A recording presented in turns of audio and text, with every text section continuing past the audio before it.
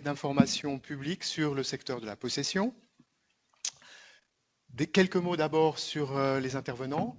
C'est Violaine Blétry de Montmolin, conseillère communale, qui fera quelques mots d'introduction. Tout d'abord, je prendrai ensuite la parole. Je suis Fabien Coquillard, architecte urbaniste communal. Nous avons également dans la salle une représentante du bureau d'études, notre mandataire, Urbaplan, qui est présente pour éventuelle réponse à des questions techniques, Madame Herrera. Et puis nous sommes entourés également de collègues ça vient de se finir.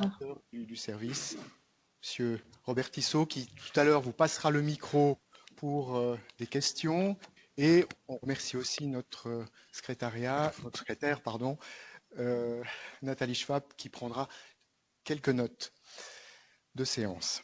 Je rappelle aussi quelques informations. Donc, nous sommes tenus, vous le savez, de respecter les mesures Covid. Donc, je vous remercie de conserver les masques pendant la séance.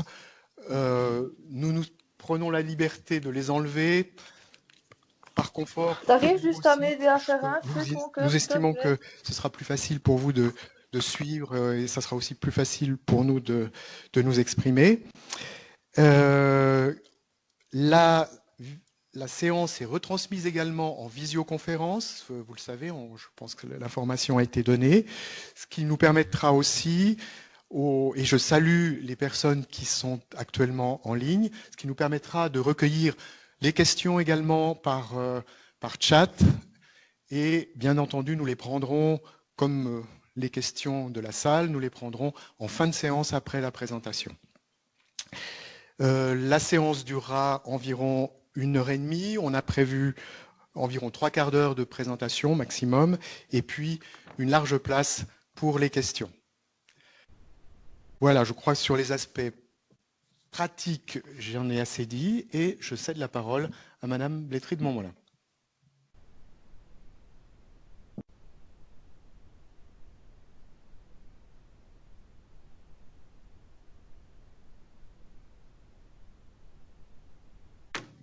Bonsoir à toutes et à tous, bonsoir aussi à ceux qui nous suivent par la voie électronique, en espérant que vous nous entendez, que vous nous voyez.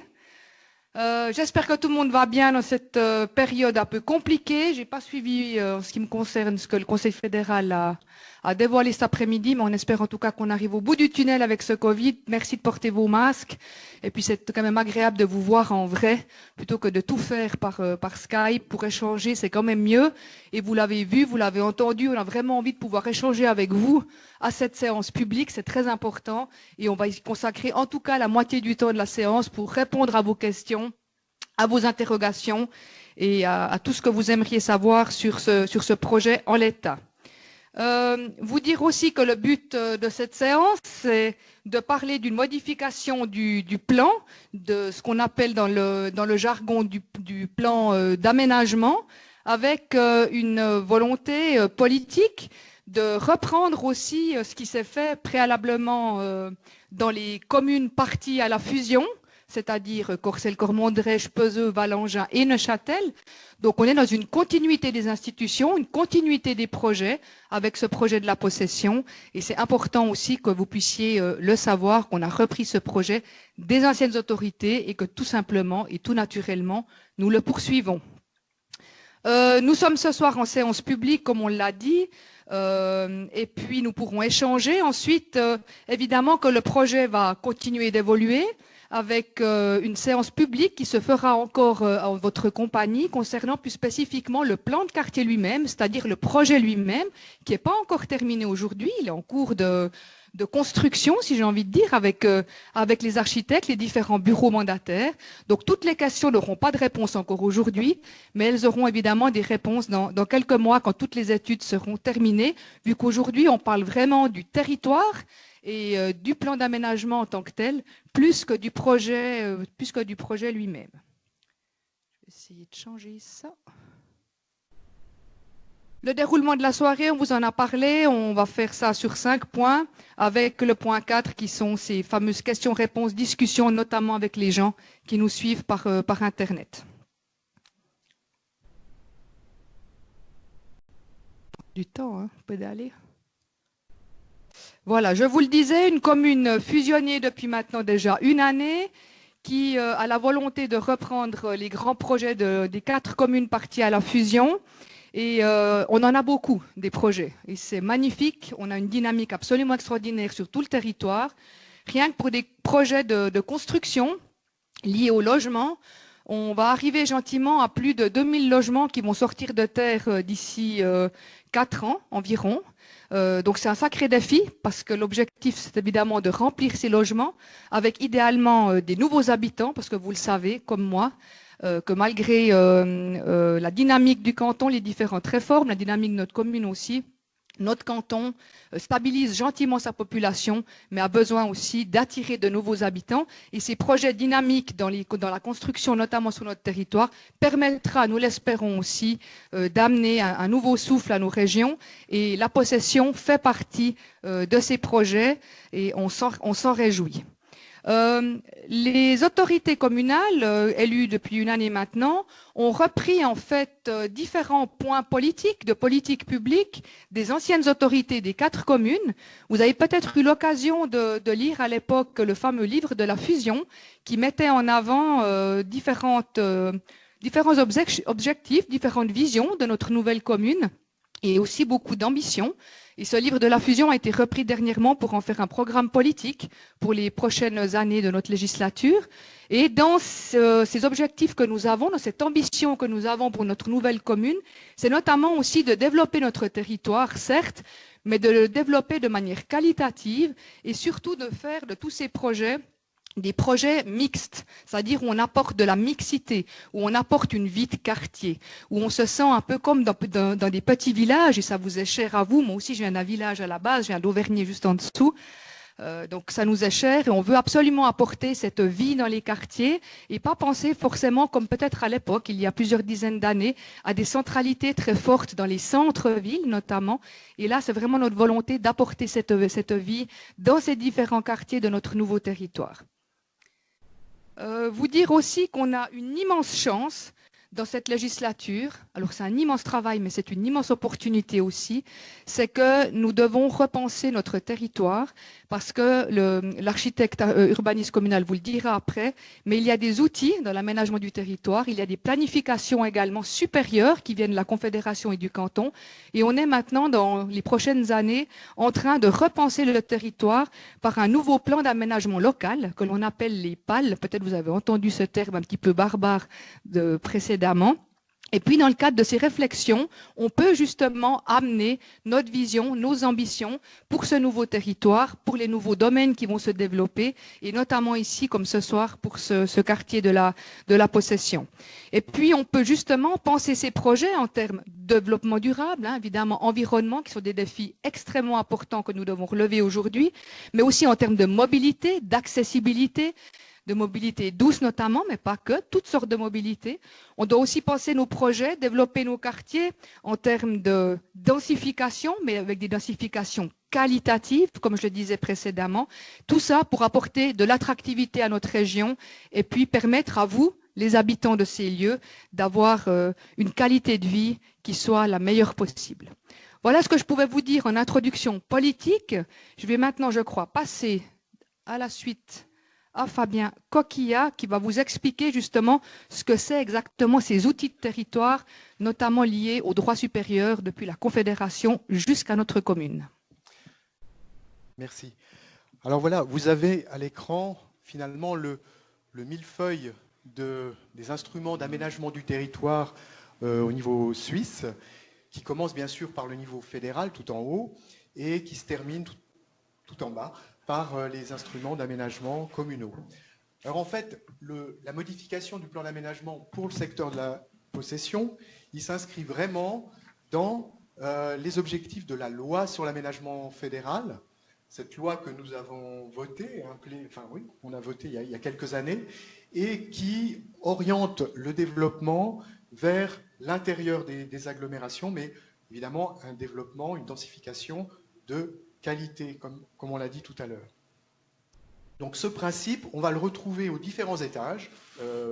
Juste en dessous, c'est au niveau cantonal, bien sûr, avec, à travers la loi cantonale et le plan directeur cantonal surtout, des principes aussi de densification qui sont clairement identifiés dans ces documents.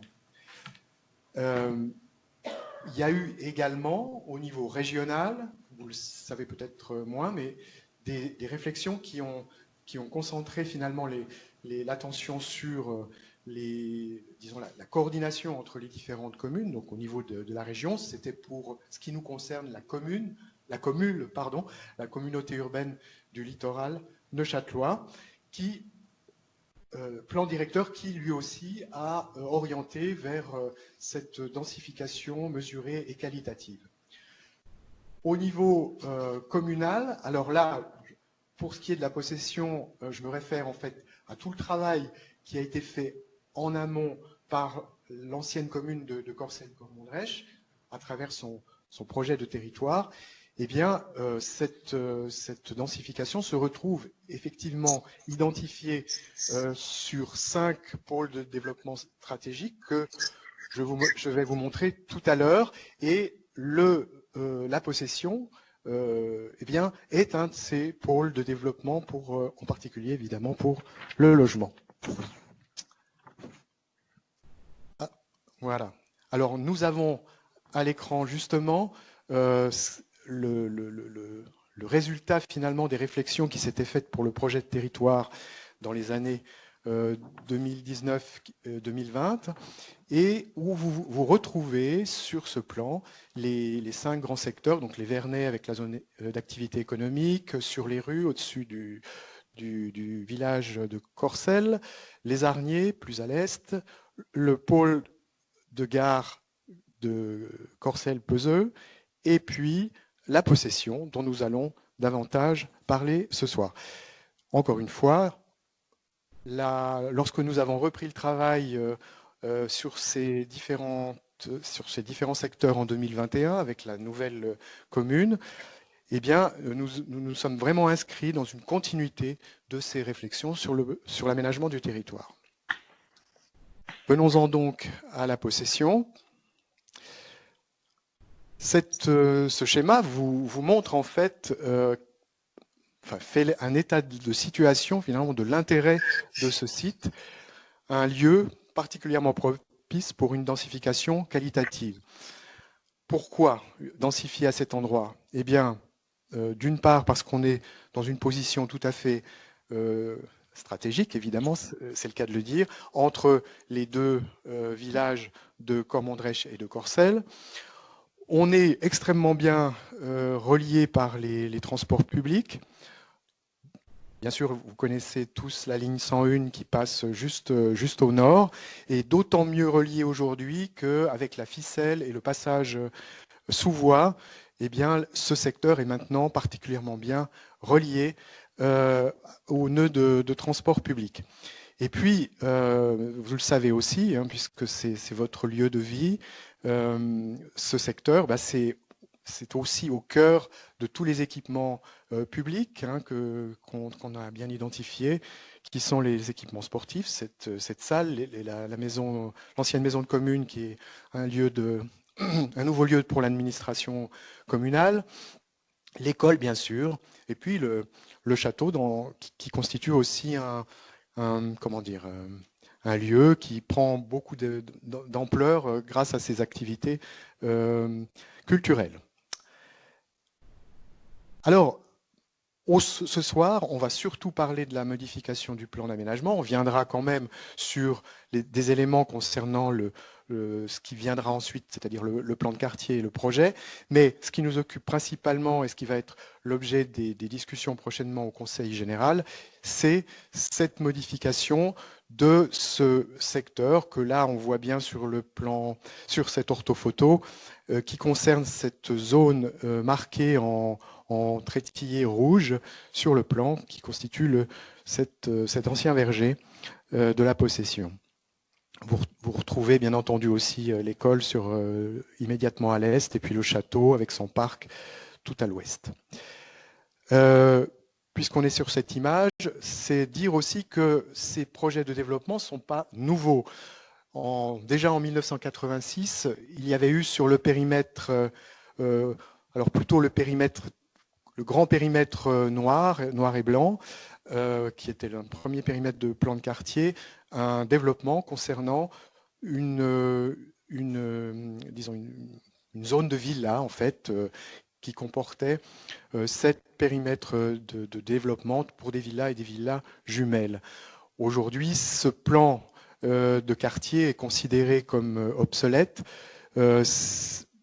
présentant aussi pas mal de défauts dans la mesure où des zones de faible densité, des zones villas de faible densité comme celle qui était proposée, consomment énormément de sol, laissent peu de place pour des possibilités d'usage collectif et donc ne correspondent plus tout à fait à ce qu'on peut appeler un développement, une densification qualitative. Donc, ce site méritait mieux. Et justement, la modification, vous la voyez, c'est celle qui sera finalement mise à l'enquête publique une fois que le Conseil général l'aura, enfin si le Conseil général l'accepte, devrais-je dire. C'est ce que vous voyez à l'écran. Donc à gauche, c'est la situation existante. Vous voyez le verger qui se trouve en couleur jaune pâle, qui est de la faible densité. Et sur l'image de droite, le plan de droite, c'est la modification qui est apportée à ce plan. Donc, la partie du verger passe en rosé, rouge, qui correspond à de la forte densité. Dans la même opération, on modifie également le périmètre du plan de quartier. Initialement, donc, comme je le disais sur l'image précédente, le plan de quartier, le périmètre plutôt de plan de quartier comprenait également le parc. C'est un élément qui a semblé, à juste titre, je pense, aberrant aux autorités de Corcelles-Cambondrèche à l'époque et à la nouvelle commune aujourd'hui, c'est d'enlever finalement, de retrancher cette partie du parc et de ne laisser dans le périmètre de plan de quartier que ce que vous voyez aujourd'hui sur le plan à droite en rouge. Concrètement, qu'est-ce que cela signifie? Alors là, vous n'êtes pas obligé de tout lire, mais en tout cas, vous voyez sur ce tableau les différences qui sont mentionnées entre la zone résidentielle à faible densité et la zone résidentielle à forte densité. Donc, les principales modifications concernent ce qu'on appelle la densité, le volume des constructions par mètre carré de parcelle. Vous voyez qu'on passe, c'est la ligne au centre du tableau, on passe de 1,5 m3 par mètre carré à 2,5 m3 par mètre carré. Et ce sont aussi principalement les hauteurs qui vont changer, c'est-à-dire que d'une hauteur à la corniche de 5,50 m, on passe à une hauteur de corniche à 11,50 m. Je vous passe tous les détails que vous pouvez lire encore sur le tableau. À l'écran, c'est en fait la maquette du plan de quartier tel qu'il avait, dans l'état où il était élaboré en 2020. Pour l'instant, il n'y a pas de nouvelles images à vous montrer, dans la mesure où, comme Madame Blétry l'a dit tout à l'heure, un certain nombre d'éléments sont encore en réflexion, en discussion, et que ce plan pourrait encore changer en fonction des travaux qui sont faits avec les services de la ville, en partenariat bien sûr avec les promoteurs de ce projet, mais aussi finalement en fonction d'éventuelles remarques qu'on pourrait obtenir ce soir, par exemple, puisque finalement c'est l'objet d'une telle séance de pouvoir écouter disons la position, l'avis du public. Alors, à suivre, effectivement, c'est ce développement du plan de quartier dont les grands principes sont quand même bien arrêtés. C'est-à-dire, j'ai évoqué de manière très générale un développement de qualité. Il faudrait maintenant aller un petit peu plus dans le détail pour vous exposer ce que peut signifier cette qualité. Et je dirais dans les principes directeurs, c'est celle finalement de développer un écoquartier à l'intérieur de ce parc en favorisant bien entendu toutes les activités qui peuvent se développer de manière collective pour créer un véritable lieu de vie. Le programme, ça reste aujourd'hui approximativement une centaine de logements qui pourraient se développer sur 4 ou 5 bâtiments, avec une visée qui est celle de la mixité sociale et générationnelle, notamment avec des logements avec encadrement, dont une part sous forme de logements d'utilité publique, c'est-à-dire qui peuvent bénéficier de prestations complémentaires. Et puis, bien sûr, tout ça dans une volonté d'innover du point de vue des modes d'habitat. Quand j'ai parlé tout à l'heure d'équipement collectif, on parle d'une salle commune, on parle à l'intérieur du parc d'un kiosque à musique, en lien avec ce qui se passe au château, et puis des jardins familiaux, par exemple. Du point de vue des espaces extérieurs, il y a évidemment la présence de ce parc historique de grande qualité paysagère qu'il s'agit de préserver, et il y a évidemment tout un dialogue qui doit s'instaurer entre le nouveau quartier et ce parc, et bien sûr d'une manière plus large avec le château.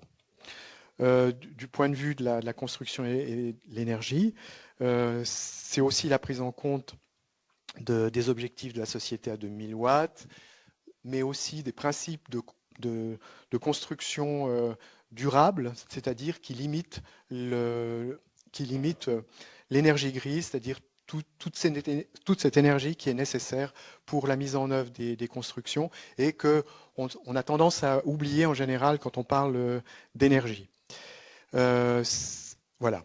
Du point de vue de la mobilité, encouragement de la mobilité douce, réduction des besoins en stationnement, en fonction, enfin, tout en imaginant bien sûr de rester de répondre, disons, aux besoins des habitants, ça va de soi. Et enfin, eh bien, ça c'est peut-être l'élément qui est encore le plus en réflexion actuellement, c'est la question de toute la requalification du parking qui se trouve au nord du secteur, parking qui est sur un terrain communal, hein, donc un terrain public, et qui va faire l'objet d'une réflexion importante dans l'idée de sa requalification. Et puis, du point de vue aussi d'une meilleure liaison avec le nord, disons, du secteur, et notamment avec la rue des Prels. Aujourd'hui, où en sommes-nous dans le processus? Le travail technique, on va dire, a été terminé, et c'est terminé par le préavis favorable du service cantonal de l'aménagement du territoire. Dans le cadre de ce processus, la loi nous impose, mais on le fait avec plaisir, d'informer le public. C'est ce qui se passe ce soir. Et la prochaine grande étape sera bien sûr la présentation du dossier au Conseil général. Ça se passera le 14 mars prochain. Après quoi, on entre dans une procédure où on peut confronter cette opération à vous, au public et aux voisins, par exemple, pour la phase d'enquête publique qui se déroulera au mois d'avril. Ah oui, j'ai oublié la phase de délai référendum, qui est un référendum facultatif, comme vous le savez, et qui fait l'objet d'un délai d'annonce préalable de 10 jours. Ça veut dire que vous avez, après la décision du Conseil général, le 14 mars, vous avez 10 jours pour déclarer votre intention de faire un référendum. Et puis ensuite, c'est les délais habituels pour recueillir les signatures et lancer un éventuel référendum. Voilà. En ce qui concerne le plan de quartier du Champ des Oiseaux, c'est comme ça qu'il va s'appeler. On va oublier un tout petit peu le terme de la possession, qui est un terme inscrit tout bêtement, qui est inscrit au plan cadastral. Hein, ça vient de là. Donc le plan de quartier, qui a un nom un tout petit peu plus poétique, le Champ des Oiseaux, son élaboration va se poursuivre au cours de cet hiver. et avec l'objectif de terminer le projet architectural et les éléments du plan de quartier dans le courant du printemps 2022, ce qui permettrait ensuite d'entrer dans les phases de préavis par les services communaux et cantonaux dans le courant de l'été jusqu'à l'automne 2022. On aura l'occasion de se revoir pour une nouvelle information publique, ce qui permettra de faire un nouveau point de situation dans ce long parcours pour l'approbation de ces documents, et ce qui permettra, nous l'espérons, d'obtenir une validation du plan de quartier par le conseil communal et le canton d'ici l'automne 2022. Je précise ici que, contrairement à la procédure dont il est question ce soir, c'est-à-dire la modification du plan d'aménagement, le plan de quartier est, lui, de la totale compétence du conseil communal, de l'exécutif, donc n'est pas soumis au conseil général. Donc c'est une procédure plus, on va dire, un peu allégée par rapport à ce que nous faisons en ce moment avec la modification du plan d'aménagement. Et puis enfin, à nouveau, on aura affaire à une mise à l'enquête publique du plan de quartier, où là, à nouveau, les droits des tiers, des voisins, pourront s'exprimer s'il y a lieu. Voilà, c'était un peu le marathon pour vous expliquer toutes ces procédures en cours, mais je crois que, comme l'a dit Violaine Blétry tout à l'heure, l'important c'est de pouvoir vous écouter, échanger et répondre à vos questions, et nous sommes donc à votre disposition. Alors, il faudra être très faire attention, enfin bien prendre les micros, parce que sinon les personnes qui sont en ligne ne pourront pas vous entendre, ce qui serait vraiment dommage. Voilà, donc c'est M. Robert Tissot qui vous passera le micro si vous souhaitez poser des questions.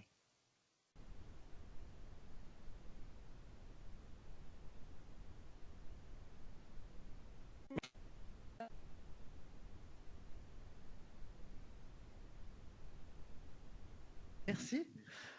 Alors, merci de cette présentation. J'aimerais juste savoir ces principes établis qui nous ont été présentés, en quoi seront-ils contraignants ou modifiables, et à quel moment est-ce qu'on les verra appliqués ou non dans le processus de réalisation? Alors, ces éléments, ces principes seront clairement inscrits dans le plan de quartier. C'est dans cet instrument-là que nous les verrons. Vous avez raison, aujourd'hui, c'est des intentions qui sont exprimées et qui sont clairement portées par les autorités communales et par l'administration, mais c'est le plan de quartier qui va les fixer.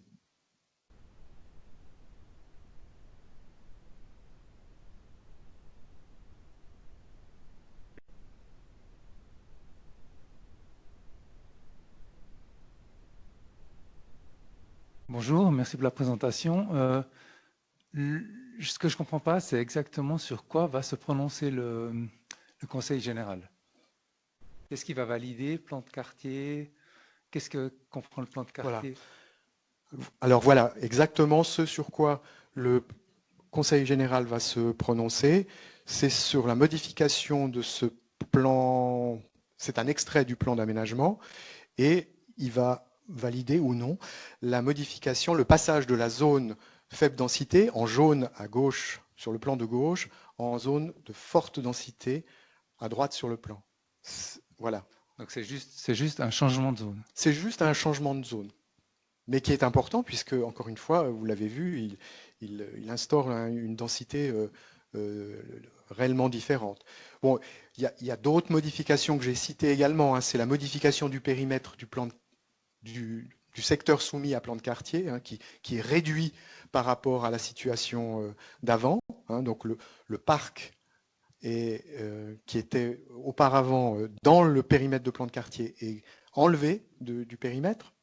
Et puis, une autre modification que je cite également, c'est dans la zone verte qui se trouve au sud, tout au sud du verger, donc le long de l'avenue de Bourgard.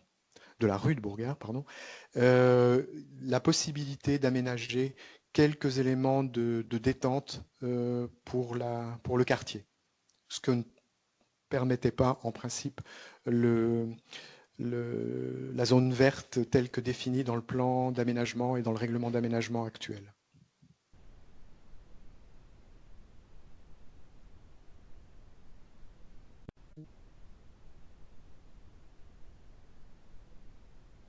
On parle d'écoquartier.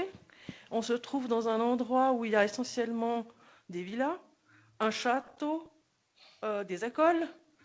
Comment est-ce qu'on implante 100 appartements là-dedans, sans détruire cette harmonie? C'est une excellente question.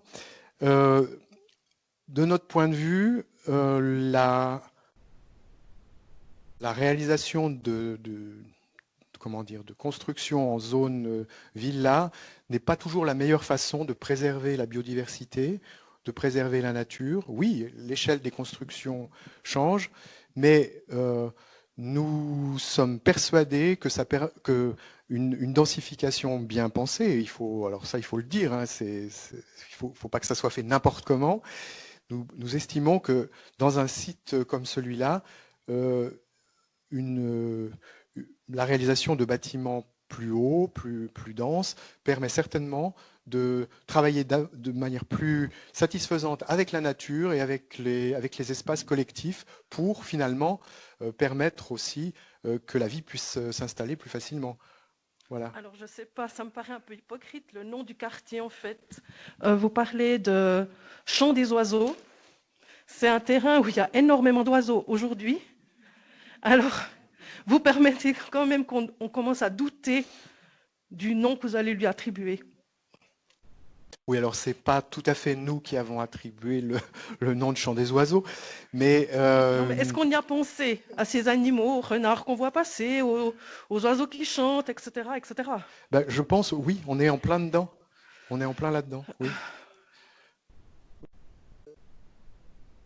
Je vais peut-être compléter, c'est important ce que vous dites, et on est garant de ça, nous, comme politique, évidemment. Vous dire quand même que ce plan d'aménagement, et c'est assez rare pour le souligner, il a été accompagné par un architecte paysagiste, par des paysagistes, par des ingénieurs aussi en lien avec l'environnement, pour justement apporter ce dont on rêve tous, c'est d'avoir justement un écoquartier qui est respectueux de l'environnement au niveau de la faune et de la flore. Et on a été extrêmement sensible à ça, et les autorités déjà de Courcelles-Cormondrèche de l'époque l'ont aussi été, parce que c'est eux qui ont anticipé évidemment ces questions et ces éventuelles problématiques. D'ailleurs, on a un ancien conseiller communal, mon collègue Alain Rapin, qui est ici présent, qui pourra aussi vous en parler. Donc il y a vraiment une volonté politique par rapport à ce développement durable, par rapport à l'inscription en écoquartier. C'est pas dans tous les quartiers qu'on fait ça non plus, mais ici ça s'y prête d'une manière remarquable au niveau de cette qualité de densification qu'on peut apporter. Malgré, il est vrai, c'est cette centaine de logements qui va venir peut-être pour certains, vous trouverez peut-être un peu perturber les lieux. Eh ben nous pensons que dans ce quartier-là, nous pouvons apporter une densification extrêmement qualitative. C'est un des endroits de notre nouvelle commune qui s'y prête le mieux. Le canton, d'ailleurs, a salué d'une manière extrêmement forte ce projet, notamment au niveau environnemental et de tout ce qu'on pourra y apporter. En termes de mobilité aussi, on a fait aussi énormément d'efforts pour essayer d'amener les mandataires, d'amener les investisseurs à partir sur de la mobilité douce avec beaucoup de vélos. Également, beaucoup de chemins piétonniers. Et vous avez vu une activité qui s'ouvrira aussi au public dans ce parc, parce que ça restera un parc, avec des activités communautaires importantes pour apporter ce que l'on veut aujourd'hui dans ces quartiers, c'est-à-dire cette mixité sociale, mais surtout cet échange que l'on souhaite pouvoir apporter à notre population, notamment sur ce lieu-là. Et puis le nom, ça a été dit, nous, vous avez compris, on modifie notre plan d'aménagement en fonction de nos réglementations communales. Et puis, on n'est pas propriétaire du terrain. Nous ne construisons pas nous-mêmes. Nous avons donc un propriétaire et un investisseur. Et puis, ensemble, ils ont choisi ce nom qui est peut-être un petit peu maladroit. Et on relatera ça à qui de droit. Bonsoir. Alors ma question était la suivante, c'est par rapport au chauffage à distance. J'imagine que c'est un article qui va faire partie du règlement du plan de quartier. Donc effectivement, il y a déjà une production centralisée au collège des Safrières, mais une installation qui est plus ou moins obsolète, dépassée, très bruyante et avec passablement d'émanations de fumée. Donc j'imagine que si vous raccordez 5 blocs locatifs sur enfin, des logements sur ce chauffage à distance, il y aura des complications certainement pour le voisinage. Donc comment va être gérée cette problématique? Est-ce que le chauffage à distance va être externalisé au village ou il va être augmenté en puissance? Comment va être géré en fait ce problème de chauffage à distance? Ce sont des questions qui restent encore ouvertes aujourd'hui, puisque, on l'a dit, hein, le projet de plan de quartier est encore en cours d'élaboration. Mais il y a effectivement deux options en fonction des capacités du chauffage à distance, enfin de la production de chaleur des Safrières, c'est se raccorder sur cette installation, ou alors de créer un propre chauffage à distance pour l'ensemble des constructions qui sont prévues, ce qui, compte tenu de la taille de l'opération, serait, je pense, assez justifié aussi. Enfin, ça tiendrait la route, quoi. Mais ce sont des bonnes questions et qui doivent trouver réponse dans les prochains mois. D'accord. Donc ça ferait plutôt partie du plan de quartier Oui. que de la sanction après du projet lui-même. Les deux solutions restent ouvertes aujourd'hui. J'ai une deuxième question, vu que j'ai le micro, c'était un petit peu la gestion du trafic le long de l'avenue Bourgard, qui est très étroite, qui inclut aussi une bande piétonne. Donc on a difficulté à croiser avec deux voitures. Et, sauf erreur, dans le projet, l'entrée principale était par l'avenue Bourgard. Alors avec certes des places de parc réduites parce que c'est un écoquartier, mais il y aura quand même une augmentation du trafic notable. Et il y avait eu un échange avec M. Rapin à ce sujet. Il y avait une idée éventuellement d'élargir la route ou de créer une bande piétonne isolée de la route. Est-ce que ça, c'est comme quelque chose d'actualité au niveau du plan de quartier ou c'est pas envisagé à l'heure actuelle? Alors, c'était effectivement les options à l'époque. Aujourd'hui, elle a été écartée. C'est-à-dire que c'était pas un accès par Bourgard, c'était une sortie sur Bourgard en réalité. Mais enfin, ça change pas fondamentalement les choses. Donc, cette option a été écartée pour privilégier un accès entrée-sortie en fait par le nord uniquement. Pour faire une liaison la plus courte possible vers la voie de collectrice qui se trouve évidemment être les Prels et l'avenue Soguel ensuite.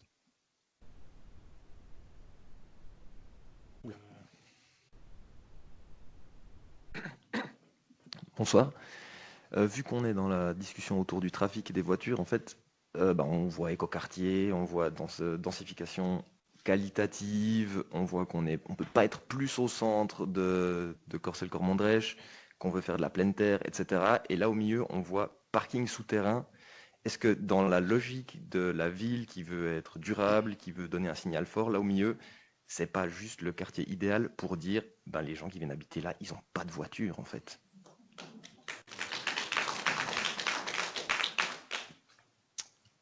Effectivement, c'est une option, mais je ne pense pas aujourd'hui que ce soit tout à fait d'actualité avec disons selon les discussions qu'on a aujourd'hui, mais enfin, on prend note en tout cas de la réflexion. Parce que je continue juste là-dessus sur le schéma que vous nous avez montré. On voyait le trafic aux heures de pointe, typiquement sur la rue du Château, où on passerait de 25 véhicules à 300 véhicules, si j'ai bien vu. Enfin, c'était des chiffres quand même assez hallucinants. Le quartier va évoluer, le village va évoluer, mais les infrastructures autour, elles n'évoluent pas au final. Et on parlait de l'avenue Bourgard, mais on parle aussi des Préels, on parle de toutes les rues tout autour, l'avenue Soguel, etc. Pour 100 logements, le parking souterrain, il y aura quand même pas mal de voitures dedans. Et oui, on veut amener 2000 logements en plus, mais au final, l'espace qu'on a pour les infrastructures, il est fini aussi. Alors, d'une manière générale, je rappelle que et je peux en parler d'autant plus facilement que ce n'est pas nous qui avons mené l'étude. La question du du trafic lié aux différents projets stratégiques de la commune de Corcelles a été justement largement étudié du point de vue des reports de trafic et en particulier des reports sur la H10. Donc ça fait vraiment l'objet de réflexions importantes avec les ponts et chaussées et le service de l'aménagement du territoire cantonal. Et ces études ont limité finalement, ont cadré plutôt, je devrais dire, les possibilités de développement justement en fonction de la capacité du réseau. Donc ça, ces choses-là ont été parfaitement bien étudiées globalement sur la commune. Puis en ce qui concerne le secteur de la possession, aujourd'hui, hein, on n'en est pas encore tout à fait là puisque le plan de quartier se construit, mais on sait qu'il y a une volonté forte, alors peut-être pas de supprimer tout le parcage, mais en tout cas de le réduire notablement, c'est-à-dire d'appliquer des ratios qui sont plutôt dans les, qui respectent finalement les orientations prises par le canton dans ce domaine. C'est-à-dire, je donne un exemple concret, plutôt que de prendre 1 ou 1,5 places de parc par logement, par exemple, ce qui pourrait arriver dans certaines réglementations, on serait plutôt autour de 0,7 places par logement, ce qui démontre en tout cas un effort important de la part des autorités, mais aussi des investisseurs pour réduire l'impact. Puis après, vous le savez, c'est pas le tout de réduire les places de parc, mais il faut aussi ensuite éviter d'avoir un trop gros déséquilibre par rapport à l'espace public, c'est-à-dire d'avoir des effets négatifs sur l'espace public et en direction des voisins, du voisinage. C'est-à-dire que ça serait un problème après pour les voisinages s'il devait y avoir des reports de stationnement là où on ne les veut pas. Donc ça, c'est un problème à prendre en compte. Donc, on est dans cet équilibre-là, je pense, avec le plan de quartier. Alors, merci.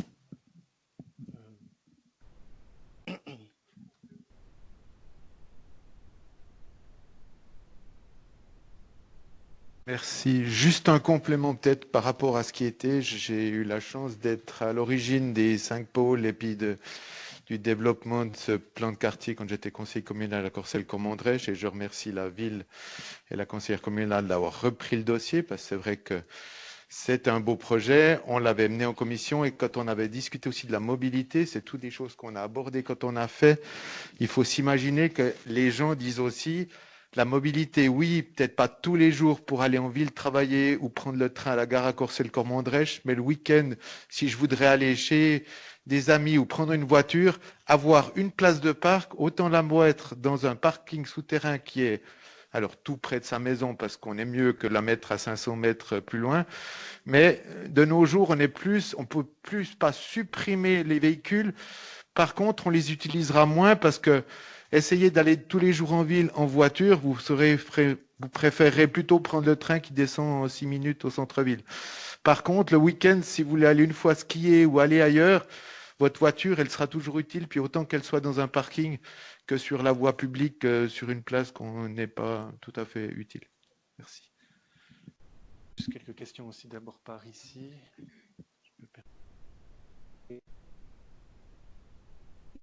Oui, bonjour. Donc l'entrée, ça devrait être au nord, mais à cet endroit-là, il y a tous les écoliers qui passent.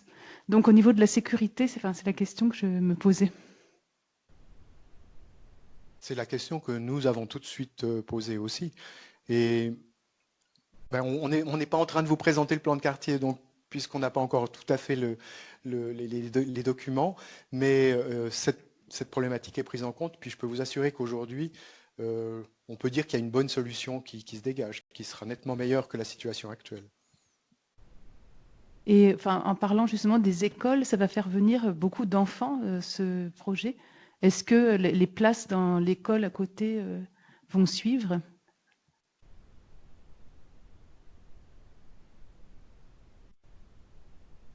Alors, ce projet de plan de quartier, il y aura des appartements avec encadrement, comme on vous les a dit. Donc, c'est destiné à des personnes âgées, plutôt, évidemment. Donc là, il n'y aura normalement pas d'enfants.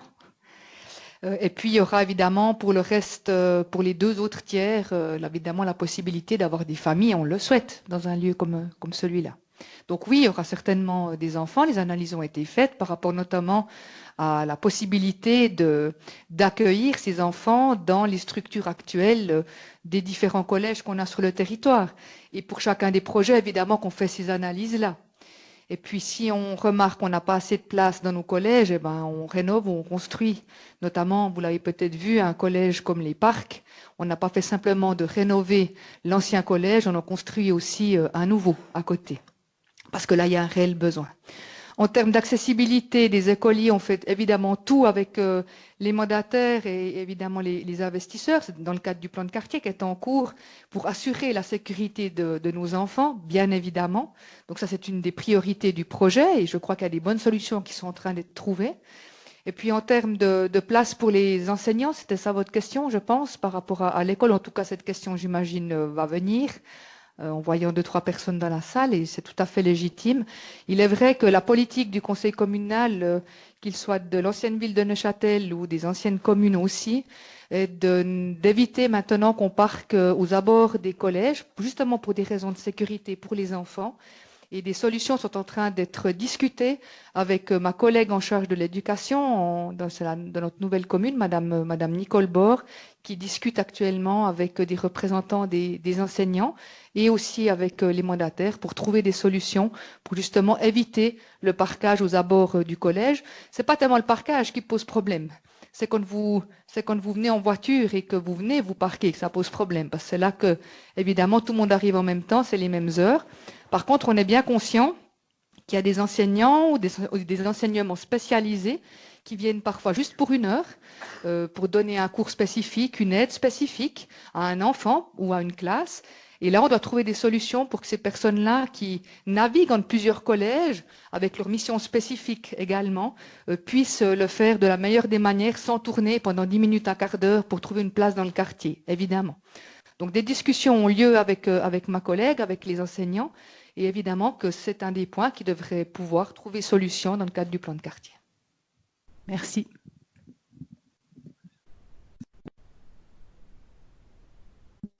Voilà, Esther Pitet, enseignante justement aux Safrières. Elle m'a devancée dans nos questions.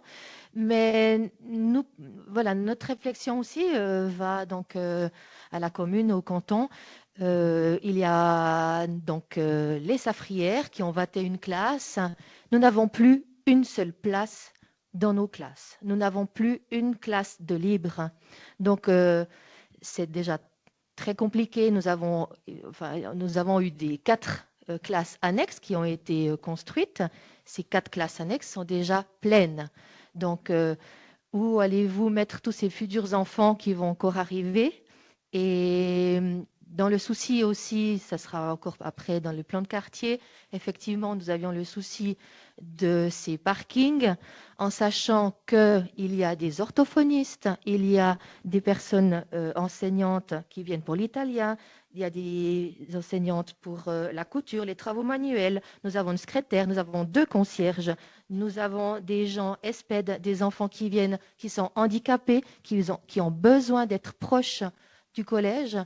Nous avons aussi une salle de matériel avec 1 tonne de matériel qui arrive.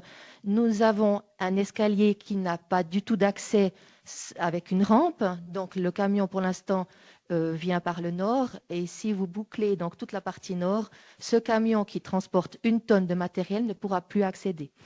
Voilà pour nos différentes questions. Merci. Alors, vous pensez pas bien que j'ai pas les réponses ce soir, et c'est bien normal vu qu'on est en train de les étudier, mais j'ai pris note, je vais prendre les remarques que vous avez faites, je vais évidemment les relayer à ma collègue, qu'elle ait tout ça en tête.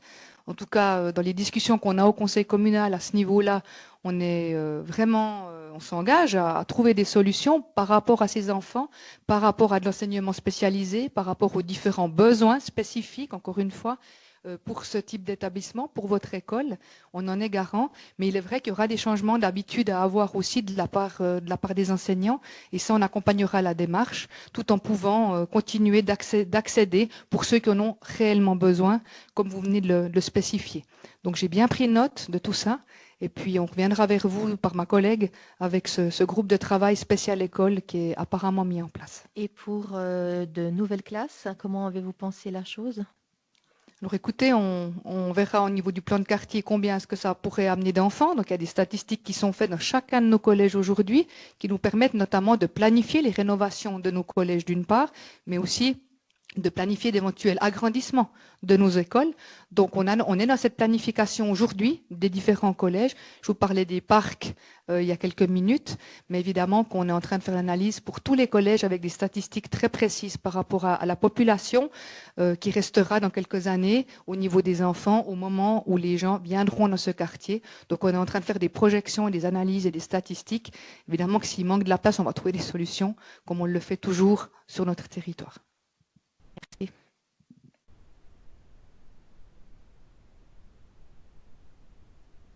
Oui, bonsoir. J'aurais une question double, mais les deux sont liés. La partie qu'on voit sur la photo, qui est le parc du château, puisqu'il est séparé maintenant, dans quelle zone ou en quelle catégorie va-t-il se trouver dans le futur?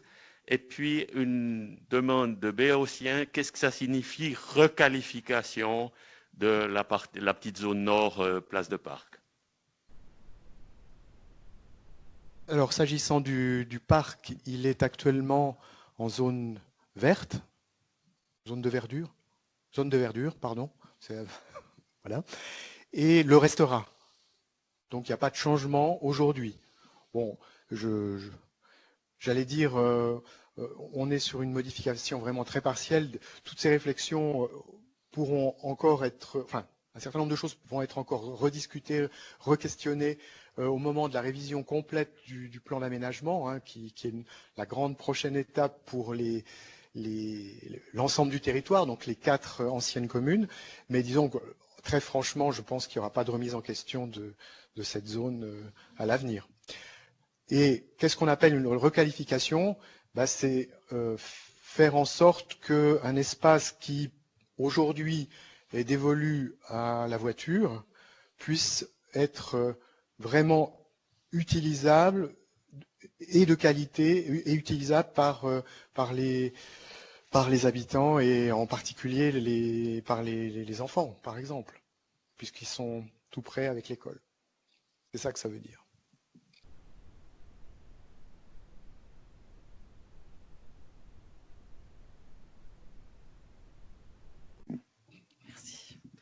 Alors, je crois avoir compris que ce serait entrée et sortie par la rue des Prêles. La rue des Prêles, au niveau des bâtiments 2 et 4, est une route qui n'est pas très large déjà. Donc, on passe aujourd'hui dans un seul sens, en montant par la rue du Château. Comment est-ce que vous prévoyez ça? Parce que là, il y a quelques places de parc qui sont relativement utilisées par des gens qui habitent le quartier, déjà, et par du personnel soignant qui vient s'occuper des grands-mamans qui habitent aussi le quartier. Alors, évidemment que toute la portion de rue qui se trouve entre le haut de la rue du Château et la rue des Prêles, qui s'appelle d'ailleurs la rue des Prêles, doit être complètement réaménagée. Mais elle vient d'être réaménagée, cette route. Ben oui, mais on est en train de créer, enfin on espère, créer un quartier nouveau, et s'il y a des adaptations à faire justement pour les questions de sécurité, on les a évoquées, la qualité de l'aménagement et le stationnement par exemple, eh bien il faut réaménager. Ça veut dire enlever des trottoirs? Mais on a des maisons d'un côté, on a un chemin de fer de l'autre. Mais vous avez aussi une ficelle qui passe, vous avez aussi un sous-voie qui a été créé. Et mais moi, je parle pour les voitures. Faire cette route en double sens. La ficelle, tous les éléments de mobilité douce qui ont été créés vont permettre de réfléchir différemment. C'est-à-dire qu'il faut arrêter de penser tel que vous voyez les choses, il faut les penser différemment. Et en réglant les problèmes de sécurité, les problèmes de passage des enfants, les problèmes de stationnement. Et puis je peux vous assurer qu'il y a certainement des meilleures solutions que ce que vous avez aujourd'hui. Okay. Mais ça, on est trop tôt encore, et on aimerait bien vous montrer, mais ce n'est pas possible, puisque d'ici 1 mois, on aura un atelier justement très large où les contraintes en termes de stationnement pour l'école, enfin les questions d'aménagement, les questions de trafic vont justement être travaillées avec les services et puis avec les promoteurs du projet. Donc, je peux vous assurer que la prochaine fois qu'on se voit, on aura des réponses beaucoup plus visuelles à vous donner. Oui, si je révèle rien de secret, mais je peux juste vous affirmer qu'on a fait les tests. On a évidemment regardé toutes les normes pour être sûr que ça passe, que deux voitures se croisent. On arrive à mettre toutes les places de parc qui sont actuellement sur la rue et même un tout petit peu plus. Et on arrive à faire des trottoirs de 2 mètres. Donc ça rentre. Ça rentre. Je pense que là, vous êtes obligé de faire confiance un tout petit peu, et puis d'attendre un tout petit peu et de faire confiance au travail qui sera fait par les spécialistes, je vous assure.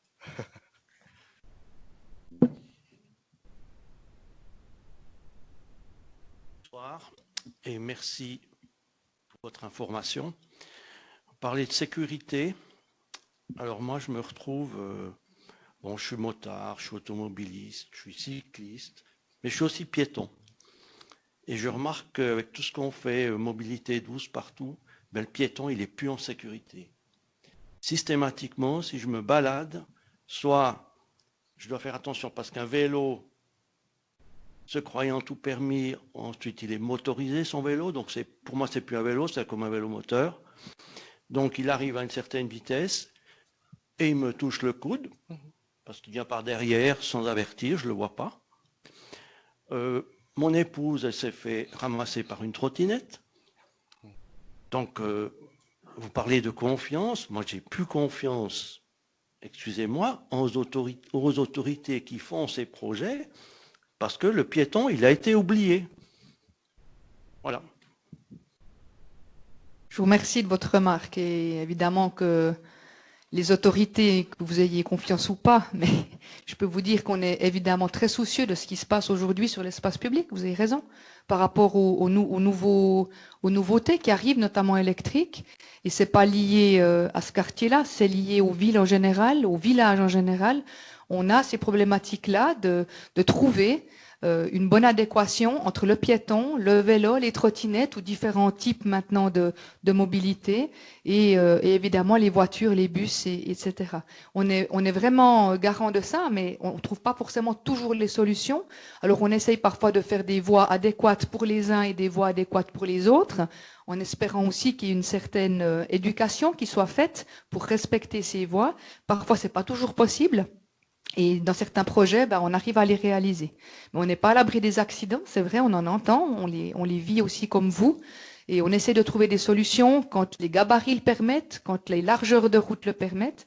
Et on essaye vraiment aussi de dire à tout le monde, de sensibiliser aussi les enfants, mais aussi les adultes, évidemment, qui ont des engins notamment rapides, comme des vélos électriques, du danger que ça pourrait procurer, notamment pour des piétons, qui parfois, c'est vrai, ne se sentent plus en sécurité sur nos trottoirs ou sur nos espaces. Et on en est tout à fait conscient. Et on essaye, dans la mesure du possible, toujours trouver des solutions. Mais parfois, les espaces ne nous le permettent pas. Et on compte évidemment plutôt sur de la prévention et de l'explication que parfois sur de l'aménagement en tant que tel. Et vous avez raison, c'est une préoccupation. Peut-être tu veux compléter. Il y a évidemment un problème de comportement. On est tous à un moment donné, enfin tous, peut-être pas tous, mais piétons, cyclistes ou conducteurs d'une automobile. Donc c'est aussi à chacun de se reposer ces questions, il ne faut pas l'oublier.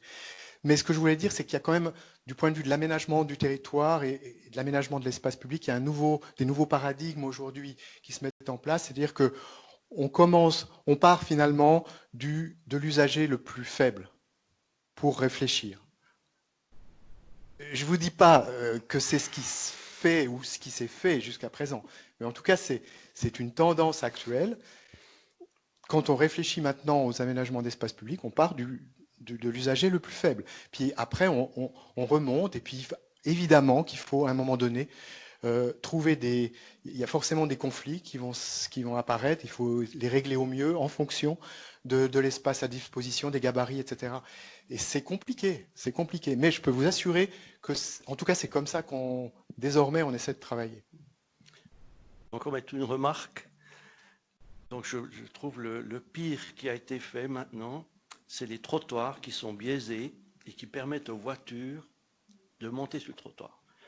Alors je suis désolé, mais il y a des endroits à Corcelles, à Peseux, où vous êtes piéton et vous avez deux voitures qui doivent se croiser, ou bien le bus descend et une voiture pour croiser ne va pas lâcher les gaz, elle va monter sur le trottoir et elle vous fauche le coude.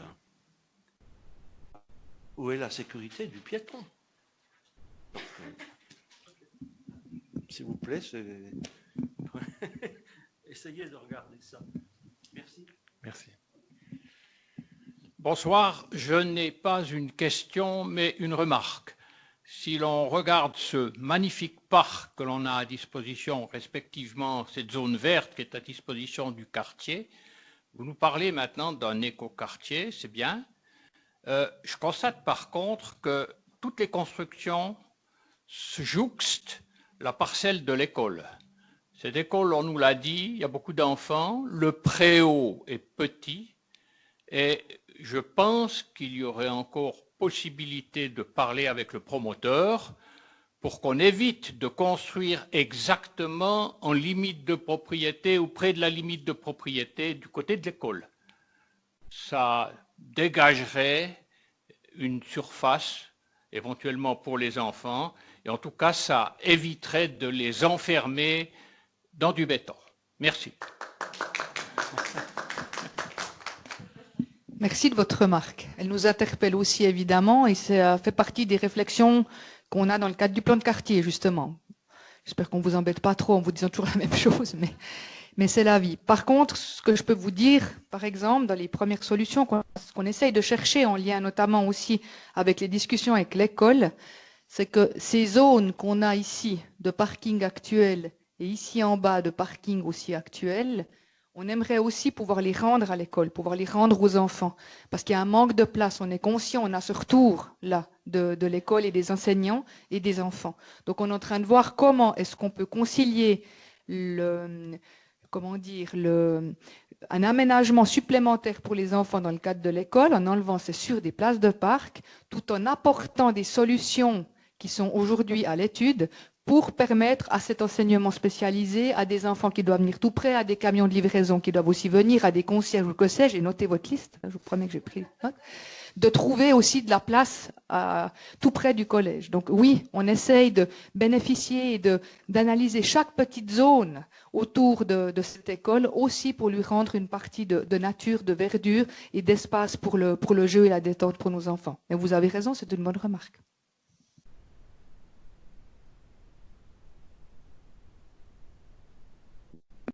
Je me permets juste un complément dans ce que la conseillère communale a dit.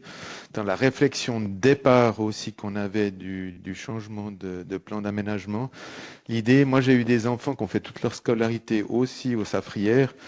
La zone verte, eux, ils ont vu qu'un mur, parce que quand ils arrivaient à l'école et ils longent qu'à l'école, ils voyaient qu'un mur, et la zone verte, ils ne voyaient pas beaucoup. L'avantage du quartier, s'il peut être fait, c'est que le mur, il s'enlève tout au nord et les enfants, ils peuvent traverser le parc pour aller à l'école. Encore pas dans quelle mesure ils pourront aller jusque jouer dans les jardins du château pendant la récréation, mais je dirais qu'à l'inverse, on ouvre la zone verte plutôt qu'on la ferme. Donc, voyons ça plutôt comme une ouverture de parc, parce que moi, mes enfants, ils ont joué à l'école, et ben, je peux vous dire que chaque fois que le ballon est passé dans le verger et qu'il était dans les pommiers, c'était très difficile d'aller rechercher un ballon dans les pommiers. C'est juste une question encore au fond. Je viendrai vous après.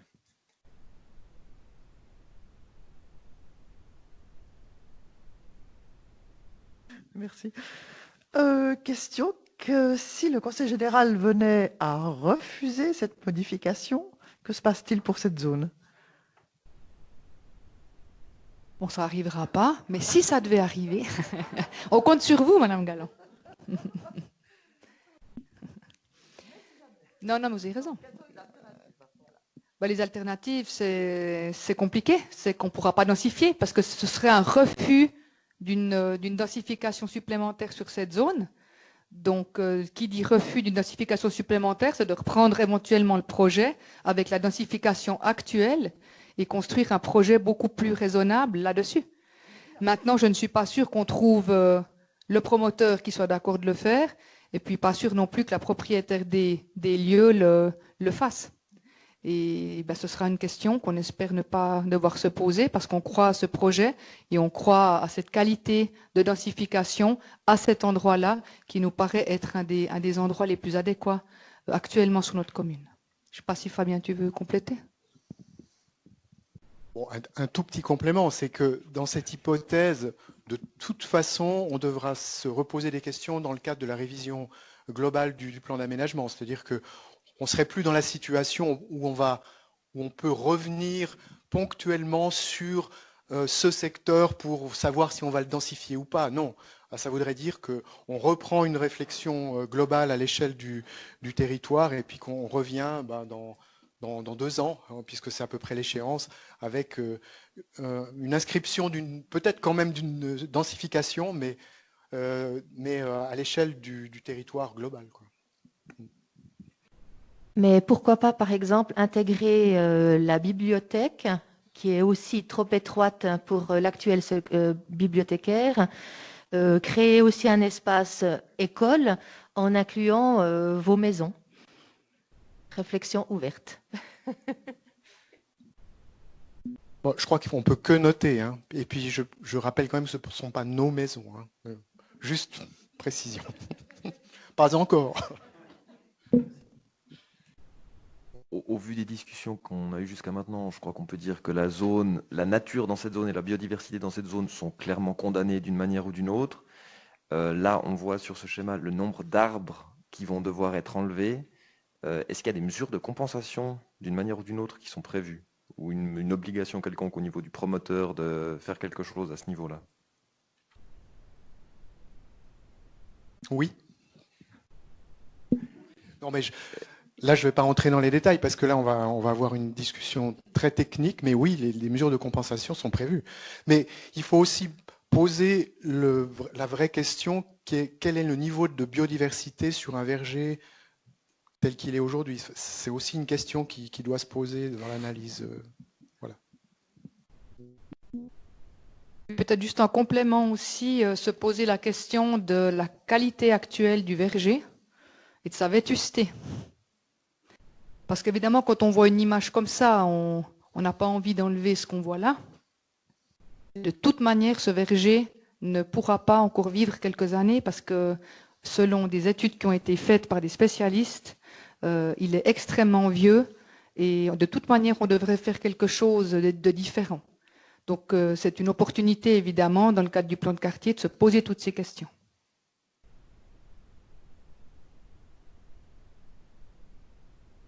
Oui, bonsoir. Juste, donc merci pour cette présentation. Juste pour revenir exactement sur ce que vous venez de dire, ça pose quand même un petit problème. C'est-à-dire que ce verger, on considère maintenant qu'il est plus intéressant, de toute façon, il ne donne plus. On est dans une situation en fait où on laisse aller les choses et puis tout d'un coup on dit ah ben tiens, on pourrait construire à la place. Juste dans la réflexion, ça pose quand même un certain problème. Ce verger, c'est quand même aussi une source, ou en tout cas c'était une source de nourriture, hein. Donc là aussi, on supprime une source de nourriture, on construit. Je pense que c'est assez intéressant aussi de se poser ce type de questions là.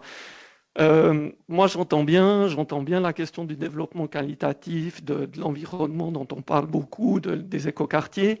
Est-ce qu'il ne pourrait pas y avoir une vraie réflexion sur des zones où on ne construit pas dans la ville de Neuchâtel? Parce que ce petit schéma que vous avez montré avec plein de zones rouges, je fais partie des gens qui sont assez inquiets en fait, parce que c'est un grignotage de toutes les dernières zones vertes, et Corcelles en a quelques-unes qui vont ensuite aussi être construites dans des projets qui sont d'ailleurs assez gigantesques, et ça nous pose une vraie question sur la qualité de vie globale de tout le monde en fait. C'est nos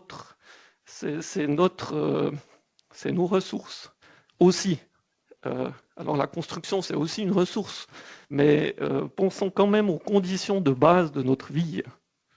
Et ça, j'aimerais bien savoir ce que vous en dites. On a une immense chance, c'est la temporalité qui correspond à votre question. C'est qu'en février 2024, on doit passer devant le Conseil général notre nouveau plan d'aménagement local.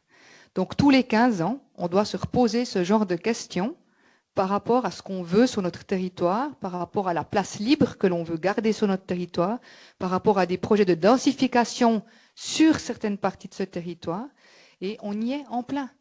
Et c'est ça qui est absolument génial dans le cadre de ces projets de développement, c'est qu'on est en train de réfléchir à l'échelle de l'entier du territoire et on n'est pas en train d'avoir des réflexions parcelle par parcelle aujourd'hui. On fait cette réflexion avec le recul nécessaire et les choses ont évolué en 15 ans, évidemment, et on recherche aujourd'hui le maximum aussi de vide autour des projets.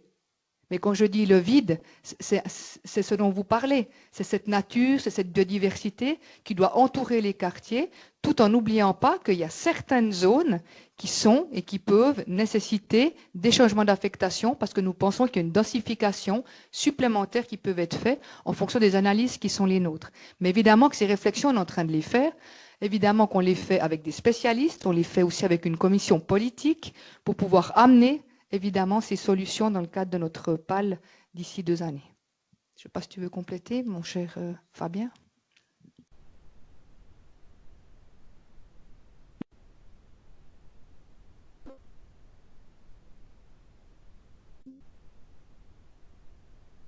Excusez-moi si je reprends la parole, mais vu qu'on est en plein débat sur cette zone, moi je dirais, mais pourquoi on n'agrandit pas le parc? On a des arbres magnifiques, on ferait un immense parc, avec mais public, qu'on puisse y accéder. Maintenant, je crois qu'on ne peut pas, hein, tout est clôturé. Mais je ne sais pas, qu'en pense la salle? Bon, c'est un vaste débat, évidemment. Maintenant, il y a un choix qui a été fait par les autorités de l'époque.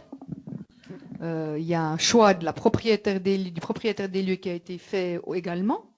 Et puis, nous, en tant qu'autorité, on est là pour accompagner ces projets de la meilleure des manières. Encore une fois, on n'est pas chez nous. Oui. Et puis, on accompagne ces projets en pensant que ce projet-là, et je le défends, vraiment, je le défends, avec toutes les remarques qui ont été les vôtres, que j'entends également. Mais nous pensons que sur ce terrain-là, justement, un projet de cette qualité-là en termes de densification est assez remarquable. Et c'est une défense politique que je vous fais ce soir et je défendrai ce projet jusqu'au bout avec tous les questionnements que vous avez et toutes les réponses qu'on va essayer d'apporter, notamment dans le cadre de ce plan de quartier, pour essayer d'amener toutes ces réponses le mieux possible dans ce nouveau quartier. Moi je rebondis en fait parce que le postulat de base que vous faites, c'est densification égale bien-être. Mais moi, je ne suis pas convaincu de ça. Vous êtes clairement, vous dites, voilà, il faut densifier, densifier. Mais je ne suis pas sûr qu'on vivra mieux avec une plus grande population. Est-ce qu'il y a des études qui ont prouvé que si on densifie, on vivra mieux? Bon, on ne va pas rentrer dans un débat sociologique. Nous, on regarde de cela à l'échelle de notre nouveau territoire. On a des besoins en termes de population, on a une envie d'attractivité supplémentaire sur notre territoire qui passe aussi par une augmentation de sa population. Et on essaye de mettre cette population nouvelle, jeune, dynamique, dans les endroits qui s'y prêtent le mieux. Et j'entends tout à fait que vous puissiez penser qu'on devrait voir les choses différemment. C'est une façon de voir la société et je vous entends tout à fait. Le conseiller communal n'est pas de cet avis-là par rapport à ce projet d'aménagement sur son nouveau territoire. Il pense qu'il doit justement apporter de la qualité, pas densifier à outrance du tout, mais justement regarder quelles sont les parcelles qui le permettent au mieux, notamment en termes aussi d'accessibilité et pour la mobilité aussi de demain et le développement durable. Et quand on voit ce projet, il est d'une manière absolument bien placé en termes justement de mobilité, d'accessibilité avec le bus, la ficelle, enfin la gare tout près, ça a été dit. Et nous pensons que ce lieu-là permet cette densification qui est souhaitée sur une partie de notre territoire, dans une réflexion générale où on ne veut pas du tout densifier pour densifier, c'est pas du tout ça, mais faire, comme on l'a dit avant, une densification de qualité. Peut-être si je peux juste me permettre de compléter, il y a bien sûr la réalité que vous aviez vue sur les orthophotos, que vous voyez tous les jours, et il y a aussi la réalité réglementaire. Là, vous voyez à l'écran le plan de quartier qui est en vigueur actuellement, donc celui qui permet la possibilité de construire des villas. Donc ça, c'est aussi la réalité réglementaire sur laquelle s'est positionnée la ville et qui a fait le choix de plutôt dire que ce lieu était vraiment plus propice et pourrait avoir une meilleure qualité en densifiant d'une certaine manière, en essayant de préserver des zones de pleine terre. Le projet de plan de quartier prévoit aussi des projets de potager, par exemple, des espaces communs, des espaces partagés. Plein d'éléments qui font que cette réalité réglementaire qui existe actuellement nous paraît pas adaptée, et puis que la réalité, ce qu'on propose dans ces démarches de modification du PAL et de plan de quartier nous paraissent les plus adaptées. Oui, puis j'ai envie de dire encore une chose. Bon, la question qui est posée aujourd'hui, c'est pas construire là ou ne pas construire. C'est construire différemment, de manière, et plus dense, c'est vrai, mais de manière à favoriser des espaces de plus grande qualité. Mais la vraie question qui se pose, c'est est-ce que vous préférez qu'on construise là où c'est important de le faire, c'est-à-dire près des transports publics, près des équipements, ou alors c'est aller construire à la campagne et puis bouffer des terres agricoles? C'est ça les vraies questions qui se posent. Alors évidemment, ça gêne, ça peut gêner, ça peut créer des problèmes qu'on doit prendre en compte et qu'on doit régler. Mais pour moi, aujourd'hui, c'est ça la vraie question qui se pose. Et je pense que les autorités, les anciennes autorités et les nouvelles ont choisi, je pense, la bonne solution pour le territoire. Ça ne veut pas dire qu'il faut massacrer tous les espaces verts. Ce n'est pas le cas, je pense, dans ce projet. Ça veut dire aussi qu'il y a une réflexion globale qui est menée, qui a été menée par les anciennes autorités de Corcelles-Comandrèche sur les espaces verts de l'ancienne commune. Et ça va être conservé. Hein. Je pense notamment à tout ce qui se passe dans le secteur du Chatru, etc., sur toute la remontée vers les Naux, etc., et vers la forêt. Donc il y a des vraies réflexions en termes d'espace verts, d'espaces protégés. Et là, on pense que effectivement, la solution de densification est appropriée, elle est au bon endroit, elle est au cœur du village et elle respecte finalement tous les objectifs de l'aménagement, enfin de la loi sur l'aménagement du territoire. C'est quand même important de le rappeler.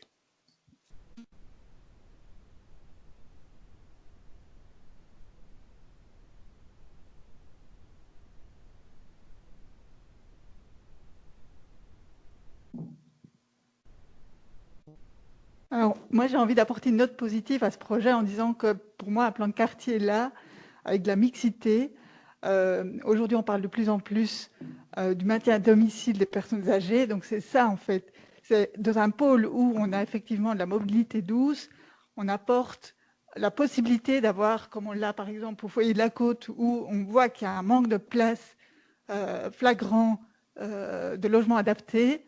C'est de pouvoir avoir un quartier où on apporte ces réponses-là, de pouvoir maintenir à domicile la population autour justement de l'école, du partage qu'il va y avoir entre les personnes âgées qui vont pouvoir regarder les enfants qui jouent à l'école.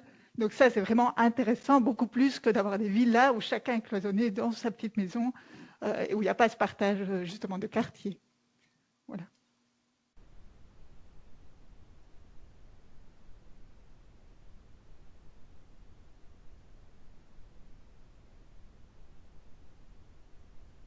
Alors, je sais que ma collègue a posé la question avant sans avoir beaucoup de réponses, mais je sais bien que vous ne pouvez pas apporter toutes les réponses.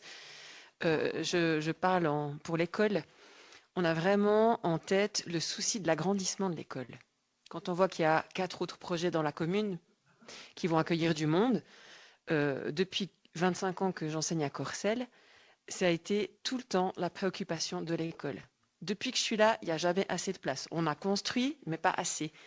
Et là, je pense qu'il faudrait, si vous le pouvez, intégrer dans votre quartier une partie pour l'école. Parce que là, ça fait des années que vous recentrez, vous centralisez toute l'école, ce qui est une très bonne chose, hein, sur le lieu des Safrières. Mais si vous construisez autant de logements, la seule solution que vous pourrez nous apporter, ce sera de décentraliser et mettre des classes ailleurs. Ce qui avait été l'idée dans le quartier des Araignées. Mais je ne suis pas sûre que ce soit bien ni pour les enseignants, ni pour les enfants, ni pour les familles de mettre des classes un peu partout. Donc vraiment là, il faut vraiment y penser avant de commencer à construire. Si vous construisez ça et qu'on ne peut pas rajouter d'étages aux Safrières ou qu'on ne peut pas mettre un bâtiment supplémentaire sans qu'il y ait plus de cours d'école, c'est pas bon pour la commune, ça.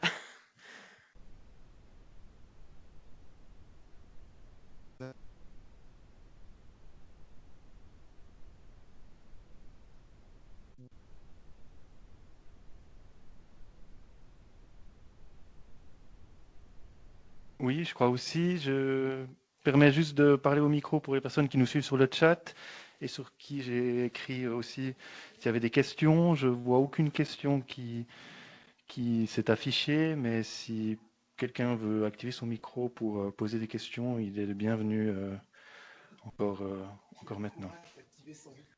Sinon, vous avez la possibilité de poser une question sur le chat, mais je vois que ce n'est pas le cas, donc je crois qu'il n'y a pas de question. Je précise, notre mandataire vient de nous dire que les études ont été faites pour vérifier la faisabilité de l'augmentation d'un étage, d'un niveau sur l'école, alors je ne sais pas sur quelle partie, mais sur l'école des Safrières. Voilà. Mais on a entendu votre remarque, c'est ça qui est important à ce stade.